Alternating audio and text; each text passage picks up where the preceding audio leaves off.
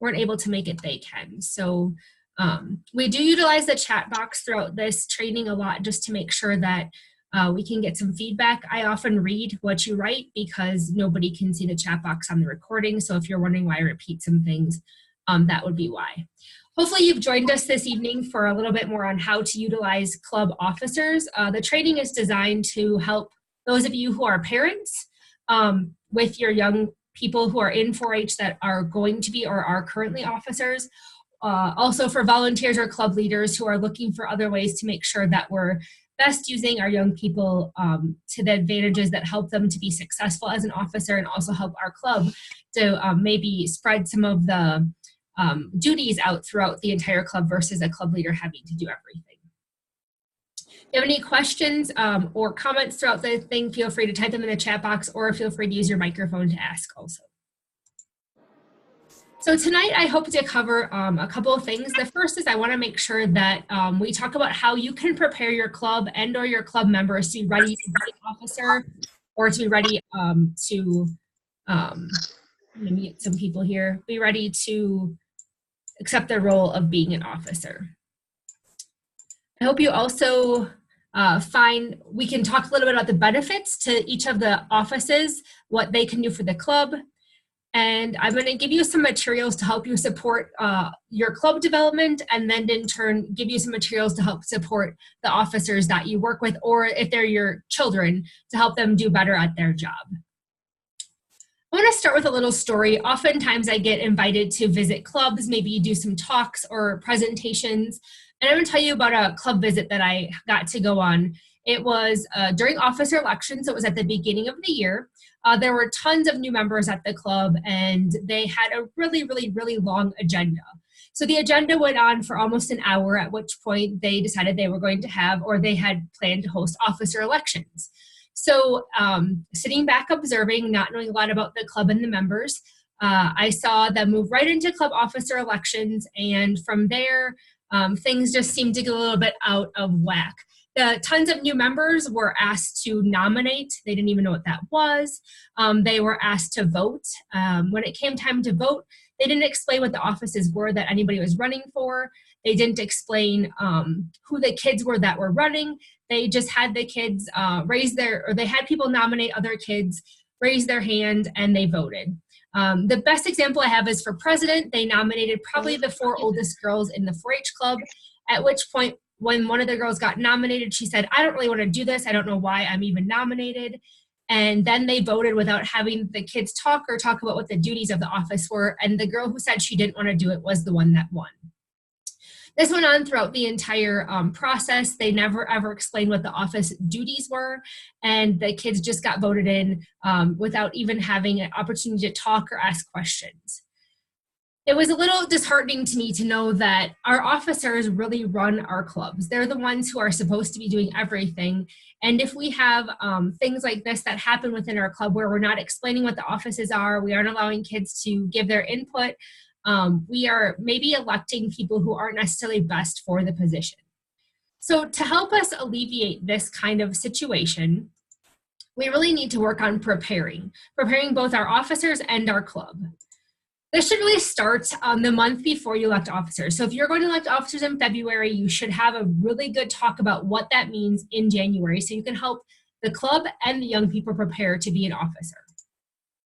So first, let's work to provide parents and members with a list of different offices. So this may be in the form of your constitution, which lists your offices. You could put together a sheet, you could write them on a whiteboard, whatever works, but the month before you elect officers, be sure that you write down all the different offices that you're going to offer for the 4-H club. If you have a larger club and your constitution and bylaws says that you're gonna have a president, vice president, secretary, and treasurer, there might also be an opportunity at this meeting before the elections to add a couple extra offices. Maybe you wanna have a greeter, or you want to have a parliamentarian, or maybe you want to have 3 or 4 people that lead games and they are going to form a committee. I think all of that can be decided at the meeting before you elect officers so that you know what you're getting yourself into at the next meeting.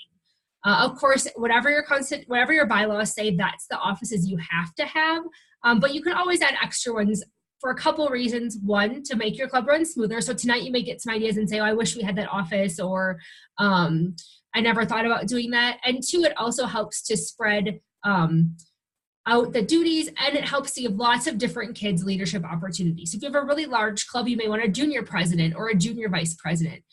Just because they're not in your bylaws doesn't mean you can't add some additional opportunities for young people to hold some kind of offices, as long as you're for sure electing the ones that are in your bylaws. If you're a parent or a newer leader and haven't seen your bylaws, be sure to ask for a copy. Your extension office should have a copy, and your club leader should have a copy of those. Next, provide parents and members with an outline of the duties of each office. So I looked up on the internet duties of 4-H officers, and you'll find a variety of places that have different duties. I would suggest if you're a club leader or you're the one kind of helping to run the election of officers, that you really make a list that's tailor-made to your 4-H club.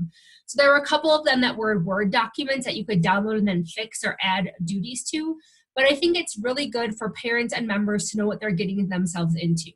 We're going to go through the officer duties here in a little bit, and there may be some things that you never thought about. At my 4-H club, when I was a kid, the vice president was always in charge of taking home the banners and the flags, and they were also in charge of setting up the meeting room. If you're a parent that's always late and maybe can't get your kid there on time, or your kid can't be there that often, this may be an office that you don't want to run for. So I think really understanding the duties of what you're getting yourself into is going to help you better be prepared to have officers who are going to work and do the things that you want them to do, versus just people running because that's what you do in 4-H. Also, you want to decide a couple things. Are you going to have a slate of officers, or are you going to do nominations? So with a smaller club, a slate of officers might be a better idea.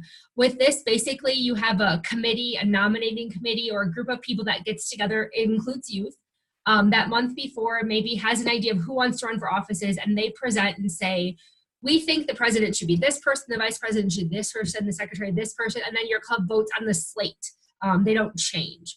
So that kind of makes it nice if you want to, if you have 5 or 6 older kids and they've all kind of talked about what they wanted to do, you don't have to go through the whole process of nominating second, that kind of thing. And so it's kind of a way to alleviate some of that stress, especially with a younger, newer club where you kind of already know who's going to get the offices. And it kind of helps you to give that person who maybe never gets to be president a chance to be president, and someone who never gets to be the treasurer. It kind of helps you to put them into their offices and allow them to do some things they may never have gotten to do otherwise. So once again, if you do that, you're going to need a nominating group or a committee. You can't, as a leader or as a parent, just decide, I think this person should be the president. You want to have a group of people who get together and talk about that. You also want to provide members with any specific criteria for officer election. Sometimes your bylaws may have requirements on age. Maybe your treasurer has to be 16. Let them know that the month ahead of time so they're not super excited about being treasurer, only to come to the next meeting and find out that they're not even eligible, and they've worked at home to prepare for being in that office and telling why they want to be that office. Make sure they understand that that's maybe not something they can do because of the age requirement. You might also have, you have to have been in 4-H for 1 year before you can be an officer. Let members know that so that they don't come back and think they can be an officer and they haven't met your criteria. And then also, you may have a previous experience. In order to be president, you have to have been vice president the year before. In order to be the treasurer, you have to have ran for another office. Whatever that is, if you do have any criteria, be sure that your members know what that is. Also, going back to the nominations concept, you could have people nominate people, or it might just be easier in some cases to allow members just to say, I'm interested in that office. So instead of having the long drawn out, are there any nominations? Who are they seconding? You could just say, is there anybody who'd like to run for president? Everybody who's interested could raise their hand, and then you could write those names down versus actually having to have that. I move that so-and-so is president second, those kind of things. You could just basically have people volunteer. It makes it a lot easier for shyer members to maybe get in office. And you're also going to find that you're going to get the kids who actually want to be that officer who are going to volunteer themselves. So just some things to think about as you prepare your club for those elections. Also, as parents, it's good to prepare at home. So when you get back from your meeting before elections, or if you know elections are coming up and you maybe didn't prep before the meeting before, sit down with your child and talk about the duties of each officer. Are there things that maybe their strengths don't meet that they shouldn't do, or are there offices that they really want to do, and why is that? So help them understand their strengths and weaknesses related to each office. If you have a kid whose handwriting is unreadable, Being the secretary might not be the best deal for them. If they're really bad at math, being a treasurer might not be the best deal for them. There's lots of different offices to run for, so try to make your child's experience really positive by playing to their strengths and weaknesses with each office. Also help them understand the commitment they're making when taking on this office. I think sometimes it's really exciting to get picked by your peers to be the reporter, but do you really want to write a story for the newspaper? It's sometimes excited to be the historian. Are you good at taking, or do you like taking pictures? Really help them understand what they're doing so they don't just run because it's the thing to do, that they actually take this seriously and want to be an officer. Once again, I think like we said at the beginning of this, it's really helpful that if your kids understand what they're doing, you're going to have a much more successful officer team. Then sit down with your kids and have them develop the reasons why they might want to be that officer. If they decide they really want to run for secretary, what are some strengths they have that would make them a really good secretary? And they can write those down so when they go to the club meeting, they have an opportunity to present those to kind of plead their case to get people to vote for them. So maybe they enjoy writing, so they want to be the historian, the secretary, the reporter, things like that. They're very good at writing, or they just like to do it. Maybe they like taking pictures, so being the reporter or the historian might be a great place for them to fit, and they can talk about that with their club members. Or maybe they're super good at playing games and talking to other people about playing games, and so then maybe the song and game leader might be what they're really good at. So sitting down with them and have them develop some type of little speech or some questions, answering some of these questions will help them then to be prepared for the elections.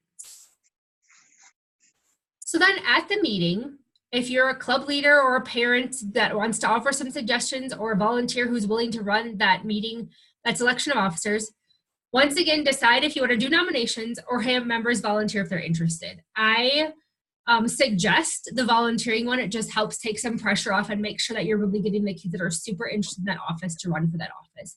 It alleviates my situation where a girl got nominated for president, proceeded to say she didn't want the office, and then won. We could have avoided that if we just had people say that they were interested in the office. It also helps those kids who are newer, shy, or maybe don't have as many friends in your club to be nominated and not have to be put on the pressure for people to look around and figure out who to nominate. I think that's always very awkward, especially for our newer or younger members, or members who maybe don't have as many friends in the 4-H club. Explain the process to the group. New families are super unfamiliar with the overall process. We don't do elections of officers really in any other groups. We don't do it in Girl Scouts. We don't do it at, maybe at church you might with adults, but very seldomly with young people. So this is a whole new process for them. So let's explain what happens. Are you going to, what we're going to do is we're going to start with president, and we're going to work our way down vice president, talk about all the offices. We're going to ask for people to volunteer. You can raise your hand if you want to be that officer, and then we'll vote with a ballot. And the ballot is just basically a piece of paper where you're going to write the name of the person you think should win. Before every election, we're going to let each person take 1 minute to tell us a little bit about themselves. So it kind of explains that process, puts everybody at ease, helps them understand how the night is going to go. I also think it's really important to dedicate almost your entire meeting to this process, because it's going to take a long time and you don't want to make it something you rush at the end of the meeting to do. Introduce each office, explain the major duties of that office, not every single thing they have to do, but what are some major things they're going to have to do before you even ask for people to volunteer or be nominated. Make sure they know what they're getting themselves into. Have each youth introduce themselves and maybe answer a question or give a 1-minute speech. So instead of having them give a 1-minute speech, the same one over and over, you may have a list of questions. So for the president, you may say, tell us your name and one thing that you could do that would make you a good president. For the historian, you could say, tell us your name and what experiences do you have that would make you a good historian. For the song and game leader, why did you choose to run for the office of song and game leader? And that one you can really interchange just about any office into that one. And then maybe for the game leader too, what is one game you would play with a group as the song and game leader? So they could add in what kind of things they would want to do if they were that person. It kind of helps you to get everybody to know what their face looks like and makes them kind of be able to present at least a short sentence in front of the group. And you can prep these questions. You can give them the questions the meeting before if you want to, so nobody's nervous or is caught off guard. But it's good just to have them stand up and be able to share something about themselves and It lets those new kids know what that person's name is, what they look like, kind of helps them to know, hey, I really like that game. I think I'm going to vote for that person because I want to learn how to play that game. So that's kind of the preparing part. So now that you've prepared, you've done your elections, now that you have officers in your club, what can they do to help you make meetings run efficiently? So if any of you have been at a training I've presented or heard me speak, this is one of my favorite things to show people. This is called a club meeting wheel. If we were running 4-H meetings to the most effective, fun, interesting way that we could meet the needs of our young people, this is what it would look like. A 4-H meeting in general should be about an hour long. No, a little bit more is okay, but 2 or 3 hours for some of our kids and families gets to be a little long. 15 to 20 minutes makes you wonder why you drove all the way to town or all the way to the club meeting to make that happen. So if you have a very balanced 4-H club meeting, you would have some business. If you look up there, it's the blue section lasting 15 to 20 minutes, so not very long. You'd have some fun, games, a song, here it says recreation, refreshments, whatever that is, lasting 15 to 20 minutes. And the goal of the 4-H club is that we provide a learning experience, and that would be the bulk of our meeting, lasting anywhere from 30, here it says 40 to 60 minutes. And that could be community service, touring, watching a video, having a guest speaker in, a show and tell by members, a talk or demonstration. So if you plan this right and you think about how your young people, your 4-H kids or the members of your club can best help to do this, each office can kind of take on a role within this wheel. So first we have the president. The major duties of the president are that they should prepare the agenda.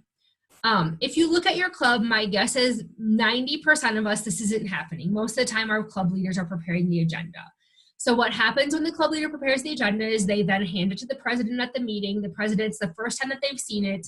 And in turn, they shuffle through and the club leader talks 90% of the time because they prepared the agenda and know when it's on it. So using something like Zoom or a phone call even to prepare the agenda, the president and the club leader, or maybe the president, maybe you have a Google Doc where they write it in and they talk about it amongst each other. It's really great though if the president is the one in charge of the agenda so they have the opportunity to know what they're going to talk about and be prepared for the meeting. And you could even prepare the agenda for the next month after the previous month's meeting just to kind of prep yourself and be ready and prepare for it. They're also going to keep the meeting in order, so they're going to kind of make sure that things are running smoothly. And we hope that they set a good example for other members. Of course, it's not like a requirement that you have to be a good example in order to be president, but a lot of times this is the person that young people look up to. So they want someone who has leadership skills that others can amplify. They want someone who is a good communicator. And in all honesty, morality is a huge thing. If you have a president who is going to present good, positive morals, that's what you want as a parent and as a club leader for your younger 4-H members. Of course, the president has some other duties, but these are the major duties that you could talk about if you were talking about what the president's going to do in your 4-H club. Then we have the vice president. So typically, and this isn't always happening in our club meetings either, but the vice president could be the one planning your educational programs. A lot of times people take this office because it's the easy office, but honestly, if it's utilized correctly, it's probably one of the hardest offices that exist. So that red part of the club meeting wheel really is the vice president's meat. They're the ones who are going to call in some guest speakers, plan demonstrations, find out what's going on, and really make sure that there's that learning happening at your club meetings. They can also set rotation schedules, so they can be in charge of planning who's going to do demonstrations which month, or what kids are going, what projects maybe are doing demonstrations, who's bringing snacks each month. They could be in charge of making sure that those rotations are set. Or they can also be in charge of who's doing the pledges for each month, kind of giving them a duty to plan part of that meeting because a lot of times they don't have a job unless your president isn't there a lot. And like I said, in my 4-H club when I was a kid, they were also in charge of setting up the meeting room. You may have someone else in your club that's designated to do that, but if not, the vice president would be a good person to put in charge of that. So you can see the vice president's a pretty organized job if it's utilized to the best of the ability to make sure that it can make things happen. Then you have your treasurer. So the treasurer is going to prepare a financial report for each meeting. They're going to help create the club budget for the next year. So the easiest thing to do is to have the previous year's treasurer create the next year's budget because they know how the money was spent the year before. So if they can sit down with a budgeting team or the club leader or another person to really talk about where the money was spent, they could create a budget at the end of the previous year for the next year's person.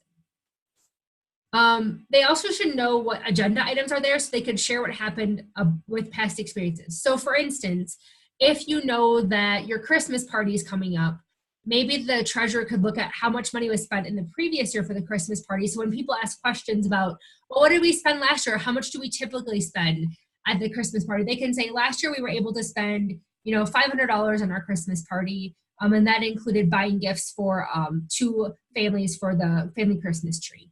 So having those past experiences to bring forward is going to help your meetings to run a lot smoother. So if you're a parent of a treasurer, help them prep for each month so they know what's going on. And they're also going to work at the end to set up an audit committee to see if their books worked out correctly. It can't be their parents, but it could definitely be some other people in the community or members of the club, the adults and youth, to help audit those books. Then we have the secretary. They're going to keep attendance. As a club leader, you could actually have them also come up with the attendance question. At our club, they always ask a question about the time of the year, maybe what did you do for Christmas, or what did you dress up for, like for Halloween? They could be the ones that come up with those questions. Or maybe you have a club of 50 members and asking a question just is unrealistic to get done in the 15 to 20 minute business meeting. So maybe they come up with a sign-up sheet that has a question, or they just do a sign-up sheet, or they check members in as they walk in the door. Have your secretary be the one that gets to decide how you're going to take attendance to make it the most efficient. They were elected to that office to give them some responsibility to make that happen. They're also going to write thank you letters. So making sure that they know what thank you letters to write, have addresses, those kind of things. You can use them to write any thank you letters that you have for the club. In my 4-H club when I was a kid, we also had a corresponding secretary who was just in charge of writing thank you letters. So if you do have a bigger club, adding an extra office like a thank you note secretary might be a thing you could do to make sure that those get done, especially for those bigger clubs. And they're also going to read any correspondence. Again, that could be a special secretary if you wanted to do it that way. So that would be any letters that come in from the public. They're going to read those to the 4-H club. And they're going to keep minutes to know what happened at the last meeting. And they're going to share those minutes in a timely manner with the president and the club leader so they can write the next agenda. This is probably the most important office that often gets shoved to the side because most people don't want to write that much. But really, your secretary, having a good secretary is going to keep your club rolling because they're the ones who are going to help you make sure that you can develop an agenda and know what's going to happen every month. So if you're the parent of a secretary, this is the office you're really going to have to help them and keep on them to get their minutes done within the week after the meeting so you can really keep things rolling with your 4-H club. It's never fun to write them the day before and then forget the things that actually happened at the meeting. Some clubs will have a reporter. It's not necessarily an office you have to have, but it's a great one to have if you want to be able to advertise what you're doing. So they might write up item for the newsletter. If you're having a fundraiser or you're having a special event you want to invite the rest of the county to, have the reporter write something up and send it to the extension office so that they can put it in the newsletter and let people know what's going on, or maybe they'll put it on their Facebook page or something to promote to other 4-H clubs what you're doing. They're also going to send articles and photos to the local newspaper to let them know what your club has been up to. And then they may want to make the newspaper aware of events that you're having. So if you're having a 5K run, this may go above and beyond what the reporter is wanting to report. So you may want the newspaper to come to your 5K run so that reporter can then make that contact with the newspaper to say, hey, we're having this really cool event next Saturday. We hope that you could be there to take pictures and cover the things that we're doing. We're raising money for our kids to go to 4-H camp. Just kind of knowing what's going on, they can share that with the newspaper. And then they can also share a meeting report with the local extension office. In some counties, this is required. In some counties, this is an option. It just kind of depends on what your county expectations are, but it's always good for your 4-H educator to know what's happening at your club meetings. And the reporter is a great person to do that. The other thing they can do, and this kind of goes into the historian too, is they could check your newspaper to see what club events or even member events that occurred in the newspaper. Maybe one of your members was selected for the Honor Society and you want to cut that out. And honor them at your next club meeting. So they could be the person to watch the newspaper. You could also put your historian in charge of that too, depending on where you want that responsibility to fall, which is once again why it's very important for you to present a list of what each member does for your club specifically, rather than maybe using a canned list of those duties. We have a historian. Their job is to take photos or arrange to get photos from club members. This year, our daughter is the historian, and we are not picture takers, but we have a Facebook page. So everybody posts their pictures to Facebook, and then we're able to download them or upload them from Facebook to be able to get those photos for our club scrapbook. We're also going to put together a historical record of the club's year. And I always like to say historical record instead of a club scrapbook.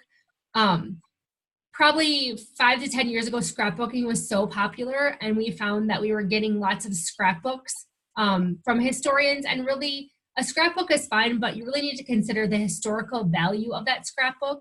Be sure to put people's names in there and things that you're doing, because 10 years down the road, it's not a personal scrapbook, so you may not remember anybody in those pictures, and the club leadership and members are going to change.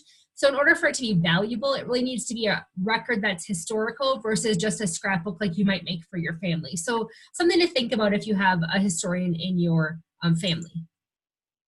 They also might want to enter the historical record at the county fair under club project. It's not a requirement, but hey, then you already have one 4-H project done.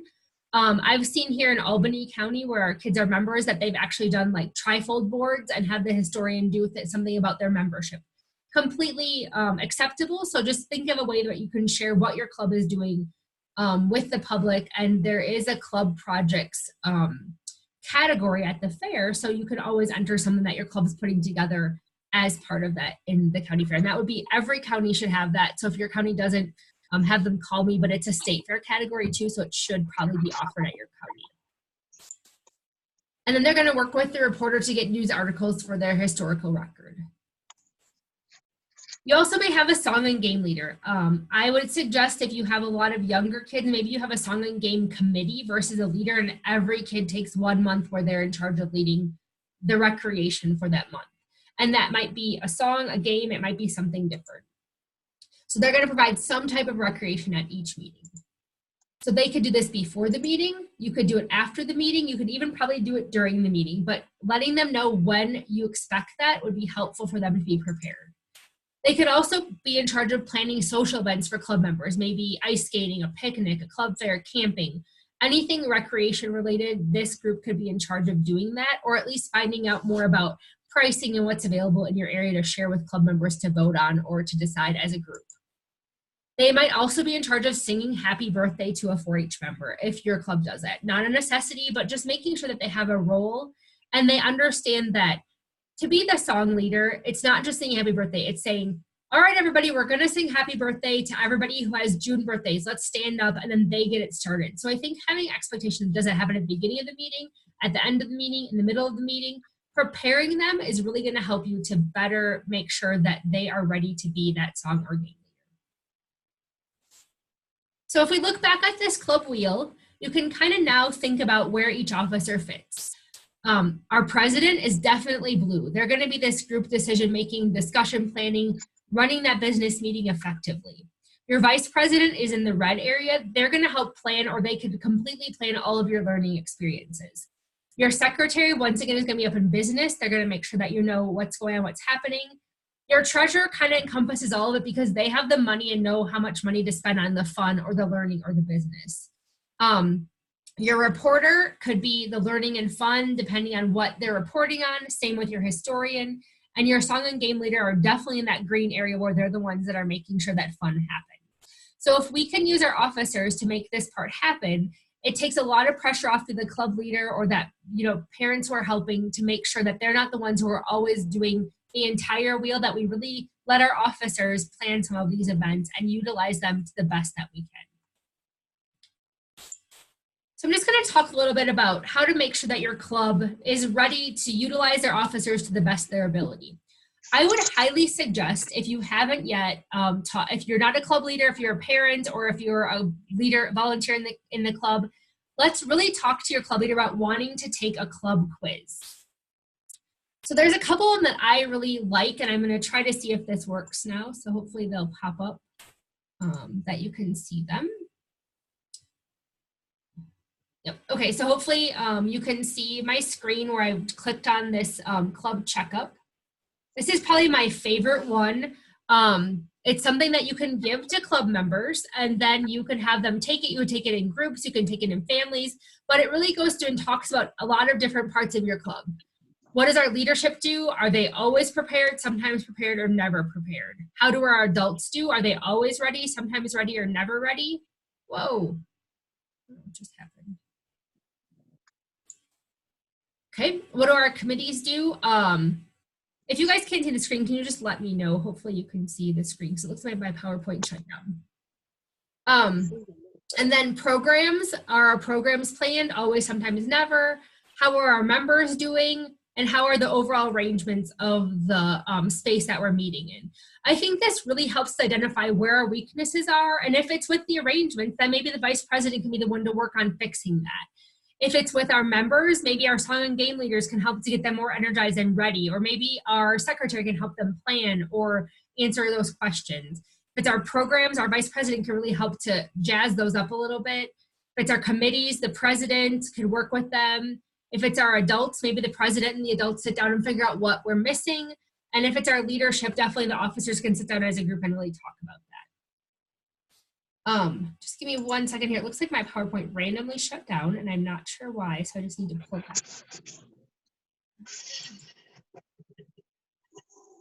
I'm gonna close that down.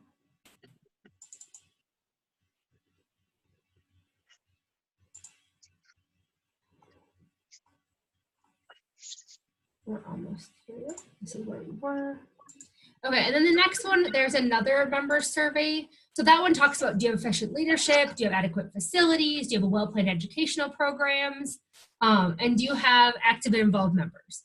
So there's another survey, it's called the club member survey. Probably not, I don't like this one as much as the other one. I definitely like the other one better, but it's gonna give you a little idea of what this looks like. So you can see here, this one's from Florida, the last one was from Missouri, but this talks more about if the members are actively engaged and involved. And so if you have a bunch of nevers, then something is really wrong with your club. And so I think you can take some time to figure out what that looks like. And then once again, you can use your club officers to address those needs. I will put this PowerPoint up with the links that are active. I actually share my slides usually at the end of tomorrow. I'll have our administrative assistant put them up. So the links will be active, but you can just go click on them so you don't have to write down where all of these are found if you want to try to use them in your club. Or you can always email me if you're looking for ideas.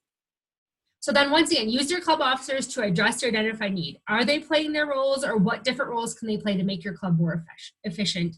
The club checkup, though, highly recommend it, one of my favorite tools. And then I also think it's super important for you as parents and as volunteers and as leaders to seek out needed tools for each office. Does your president have a gavel? If they don't, let's get them one. You can buy one at the 4-H mall. You could probably make one. You could find one somewhere. But part of it is it may not seem important to us as adults, but that gavel is part of that confidence in leadership. And so making sure they have a gavel is important.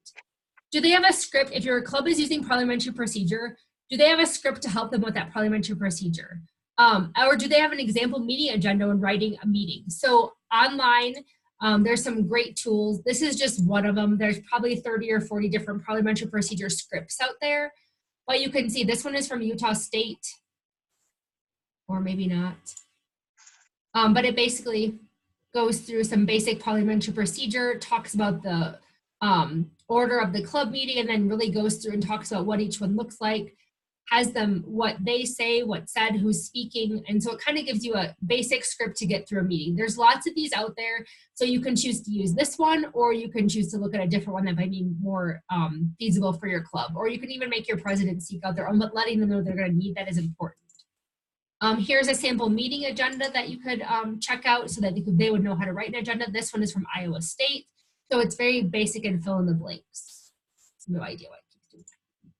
But you can see there that it really just has all the things that are listed and then who's responsible for them. So they could write this, they could share this with the officers ahead of time, lets them know how that meeting agenda works. So making sure they have those tools is important. Your vice president, do they know what the meeting room is supposed to look like if they're in charge of setting it up? Is it always the same? Do you change it from month to month? Who makes the decision? How do you make the decision? Are they taking home flags or banners if needed? Like we meet at our extension office, so they always stay there, but maybe you meet at a community room where you have to take them home with you. Who's in charge of that? Is it your vice president? Do they know where to put them? Do they know where they keep them? Do they have the same script to help with parliamentary procedure in case the president is gone? Do they have a copy of that meeting wheel so they know what kind of learning activities they might want to be planning? Can you provide them with examples of programs or ask them to work with a committee to plan those learning experiences? There's lots of, we did a training similar to this on learning experiences at club meetings. So maybe they want to go watch that so they get some ideas, or you can work with them to get those ideas.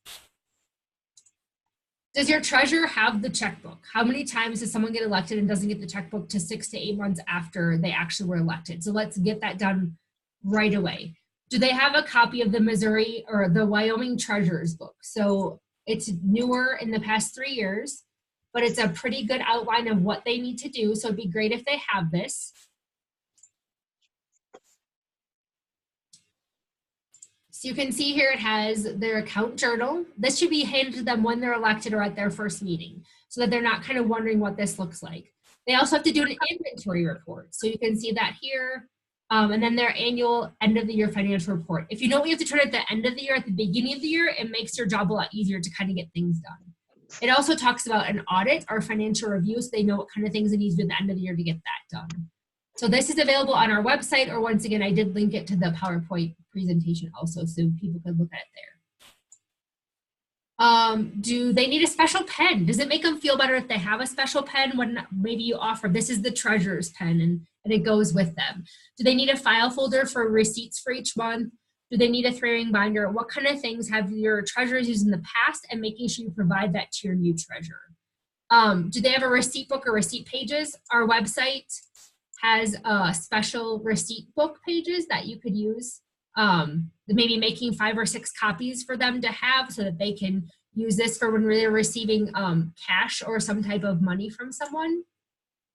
Do they have reimbursement forms? Once again, the Wyoming 4-H program had its own set of reimbursement forms. You may want to make some copies of this so that they have this and they're ready to use it. You may have a different system that you use in your club, but once again, we have made all of these and they're available on our website. And do they have an outline of what a treasurer's report might look like? And we don't have one of these, but I found one that's pretty good from another state. I think this one's from Wisconsin. So it just has a way that they can write out what that treasurer's report looks like each month so they know what to do. The club name, the beginning balance, things that were spent, things, money that they received, and then the closing balance so that they can easily give a treasurer's report without feeling uncomfortable. Secretary, do they have a copy of the secretary's book? Once again, this is the same thing as the treasurer's book. This is specific to Wyoming. And it's actually written for secretaries that may not be familiar with writing minutes. But you can see that if you scroll down, it's going to have some goals. So maybe you want to let them set some goals with your club at the beginning. You may not, that's up to you. There's a roll call. This may not be the best way to do roll call just because some people might be into spreadsheets or doing something, but the minute template is kind of nice because it's a fill in the blank. So if you have a 10 or 11-year-old secretary, this may be a great place for them to be able to do writing some minutes, a minute template for them. And so I would suggest having at least maybe 5 or 6 copies of this for them so that they can just write those in versus having to write really drawn out minutes that might be really uncomfortable for them to do. Do they know how to write a thank you note? I'm shocked at the fact that a lot of kids don't know where to put if they're sending a letter, where to put the address and the return address. And so writing a thank you note might not be something they've ever done before. A lot of our kids in livestock are required to do them with their sale, but here's a little note for how to write a thank you note that they could use to help them know what to say when they're writing a thank you note. Do they need a special pen, folder, binder? Makes them feel better. If spending $5 on a special pen makes them do their job better, go for it. Do they have thank you notes and stamps? Are they expected to provide them? I would think as a parent of an officer, I would hope that the club would give me those things and I wouldn't be required to go out and buy them, and I'm less likely to write them if I have to go find them. So maybe presenting your secretary with some thank you notes and stamps when they get elected would be very helpful. Do they have a list of club members to take or a form they can use for taking attendance? Are we expecting them to come up with that on their own? So we really need to prep these kids to make sure that they're ready to take on these offices so they can do their jobs. The reporter, they have contacts for the local newspaper, radio, or other media outlets? Who's providing that for them? Are they supposed to seek that out themselves? As an adult, either parent or volunteer in the club, it might be good for you to take them to the local newspaper so they can meet that person and talk to them, exchange email addresses or phone numbers, just to get them a little bit more comfortable with that. A lot of this sounds like a lot of prep work at the beginning, but if you spend some time prepping your officers, it's twofold: that you as a club leader or club volunteer don't have as much work to do later, and hopefully our kids are really getting some amazing life leadership skills by being able to take on some of these responsibilities. Also, maybe we get the club a subscription to the local newspaper, or if there's somebody in the club who already has it, they share that with the reporter so they can look for 4-H events or cut out things within that newspaper. So we may be expecting them to find things in the local newspaper, but maybe their family doesn't get a subscription. So how do we make that happen? Our historian, do they have a camera? I mean, something very basic. Nowadays, most of our kids have cell phones, but if they don't, how are they taking pictures? Are we requiring them to go buy their own camera? And is that effective? Is that a great way for us to expect kids to spend that kind of money on being an officer? Do they have a scrapbook or something to create a historical record? For me, the easiest thing to use is a 3-ring binder, but for some people, they like to get very exquisite and use the big scrapbooks. So in that chance, is the materials they put in the book something that we're expecting them to purchase, or is the club going to pay for those? So having that discussion up front to let them know, hey, we're going to buy you this book. If you want to do anything above and beyond that, it's on your own. But we as a historian, this is what you're expected to complete. And how do they access getting pictures from other members? Are we texting it to the parents? Are we putting it on Facebook? Are we making copies and bringing them to meetings? What's the thought process for how that's going to work? For the game leader, do they have books or places to get ideas for games to play at club meetings? There's lots of them out there. Here are two. The North Dakota one is probably the one I've used the most for the past probably 8 or 9 years in every county that I've been in. This is the one that I've shared.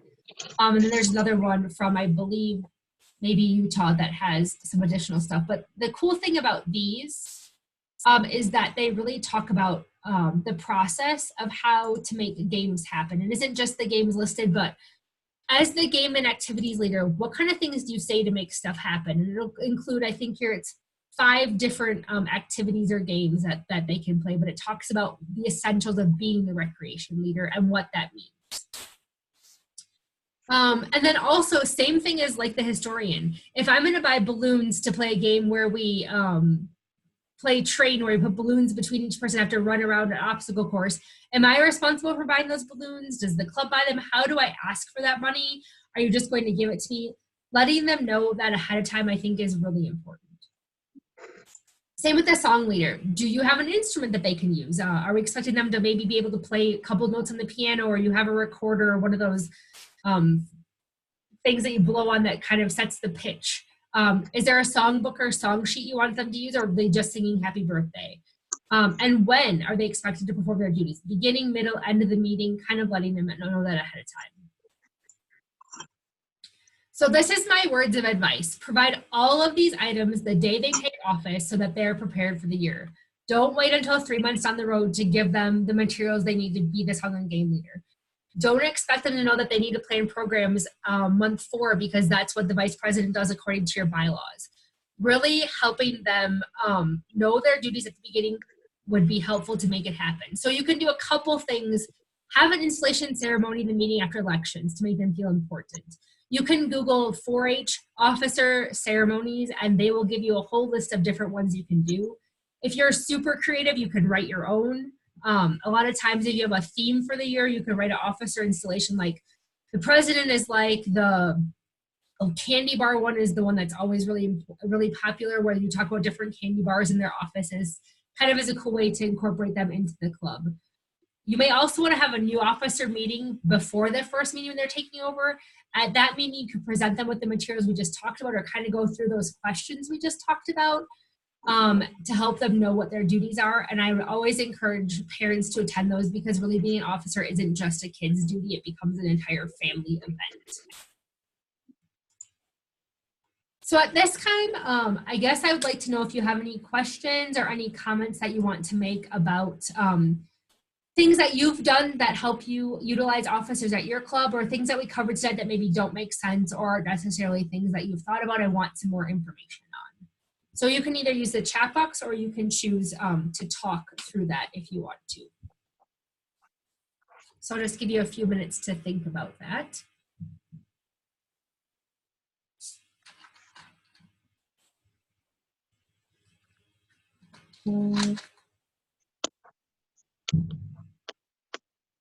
I will stay on at the end if you need any more help or have any more questions, but I just want to kind of cover what we talked about tonight.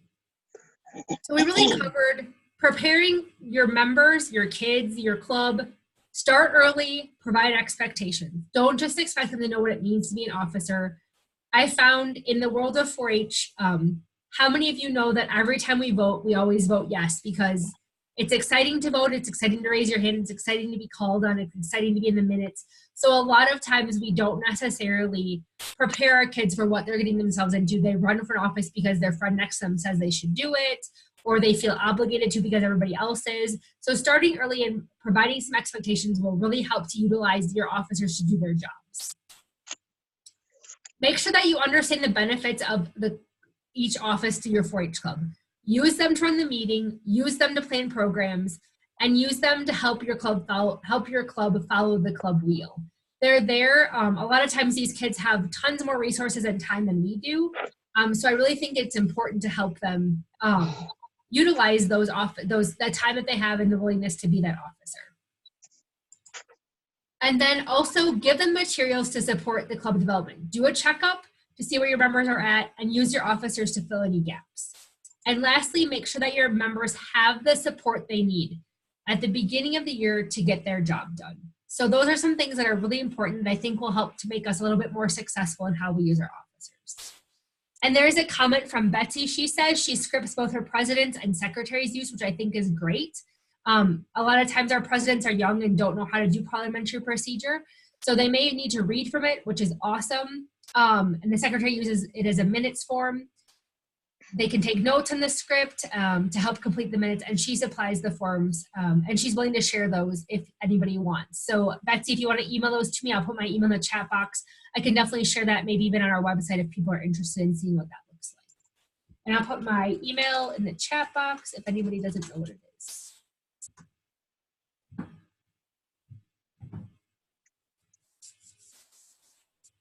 Well, hopefully spending some time has helped you. Another comment from Tony.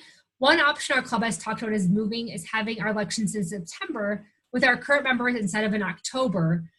Great idea, because then maybe the new members aren't there yet. So if they're not familiar with, if they're unfamiliar with the people and the offices, it really gets those kids who have been in it for the previous year the opportunity to run for an office. Great idea. I would just highly suggest that you start prepping them then in May or August, depending on when you meet, so that they're ready to be those officers. But that's definitely a great idea to start early to make sure that your officers from the previous year, if you have that kind of numbers, can then run the club for the next year. So good idea. Thank you, Tony.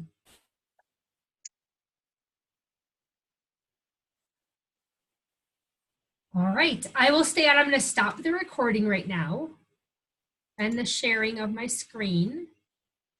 So that way